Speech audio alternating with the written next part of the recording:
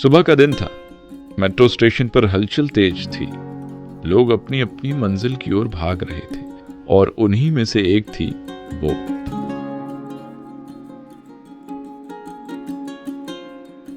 Hello, हाय, नमस्ते, आदाब। सुनो जिंदगी में आज का किस्सा। उसका मिलना कोई इत्तेफाक नहीं था।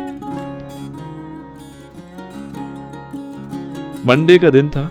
ऑफिस में उस दिन बहुत काम था। मैं जल्दबाजी में था, इतने में मेट्रो आ गई। सीट लूटने की होड़ में लोग एक दूसरे को धक्का देने लग गए। इतने में वो आई, तेज कदमों से चलती हुई, चेहरे पर गुस्सा, कानों में हेडफोन लगाए और ऑफिस जाने की जल्दी। जैसे ही मेट्रो के दरवाजे तक पहुंची, अचानक से वो मेरे से टकरा गई। उसके हाथ से मोबाइल गिरते गिरते बचा। ओह सॉरी, मैं घबराते हुए बोला। उसने अपनी लाल आंखें दिखाते हुए थोड़ा गुस्से से कहा, ध्यान नहीं रखते क्या? गलती मेरी नहीं, भीड़ की है, मैंने मुस्कुराते हुए जवाब दिया। उसने पहली बार गौर से मुझे देखा। मैं उस दिन साधारण सी ड्रेस में कंधे पर बैग टांगे हुए खड़ा हुआ था। खैर, अब ध्यान रखना, उसने कहा और अंदर चली गई। अब ये इत्तेफाक था या क्या, फिर अगले दिन उसी स्टेशन पर मुझे वो फिर से दिखी और उसके अगले दिन भी वो मुझे दिखी। और फिर मुझे धीरे धीरे एहसास हुआ कि हमारी ऑफिस की मेट्रो एक ही है। एक दिन मैंने हिम्मत करते हुए मजाक में कहा, अगर रोज रोज ऐसे ही टकराते रहे तो हमारी दोस्ती ना हो जाए। उसने हंसते हुए कहा, तो हो जाने दीजिए। और फिर इस तरह हमारी बातों का सिलसिला चल पड़ा।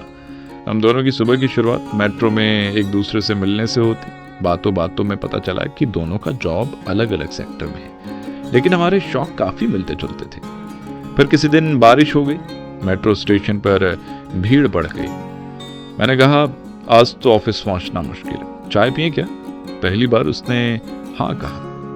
एक छोटी सी टपरी पर हम दोनों ने मजेदार अदरक वाली चाय पी। अब मेट्रो से मुलाकात, चाय पर बातें और फिर वीकेंड पर घूमने जाना सब आम हो गया। एक दिन उसने मुझसे पूछा, सोचो अगर मैं आपसे उस दिन ना टकराई होती तो क्या हम आज साथ होते?